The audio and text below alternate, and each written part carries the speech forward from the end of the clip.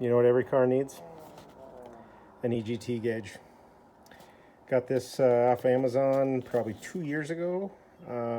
It was probably 30 bucks. That's about the only reason I bought it. I seriously doubt it's accurate. I wasn't putting it on a vehicle where I need to know exact temps. I'll show you what it's going to go on. It is not a diesel. That's a joke.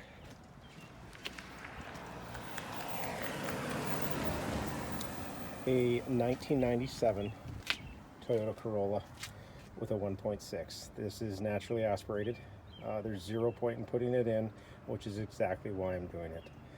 I just got done pulling the heat shield off, and I'm going to drill it out to 21/30/64s, and yeah. So it is drilled and tapped. It's a lot thicker than I thought it would be. That pretty much tells me where the heat shield's going to be, so I am going to modify that and put it back on and finish putting this in. Alright, I would have preferred to have gotten it down here where it can collect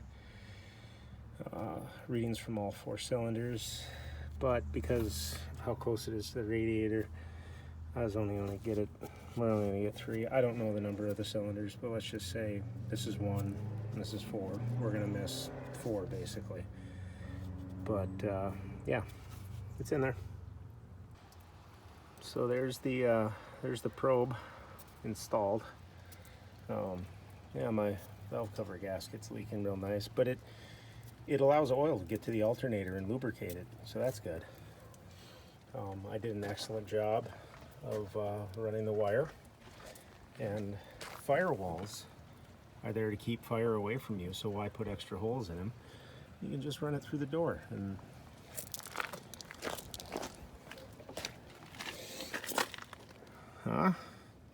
and of course the connectors, just the way the wires worked out, were in the worst possible spot. I did a couple ATA circuits, the fuse panels down there, and there's the gauge.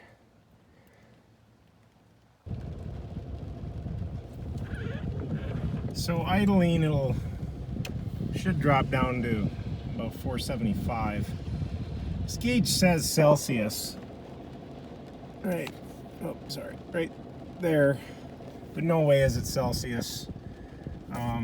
The top I've seen is 700, which I think 650 in Fahrenheit, or 650 in Celsius will convert to about 1200 in Fahrenheit, which is ballpark of where aluminum starts to melt.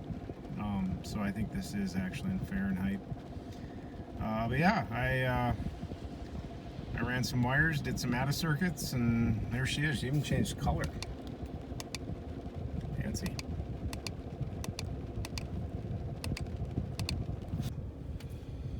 So, if you've ever wondered what the exhaust gas temperatures run on a naturally aspirated car, I've seen between 450 and 700, and 700 was when I was climbing a really steep hill in 4th gear on this 5-speed manual, which I have to have my foot on the clutch so you hear my input shaft bearing.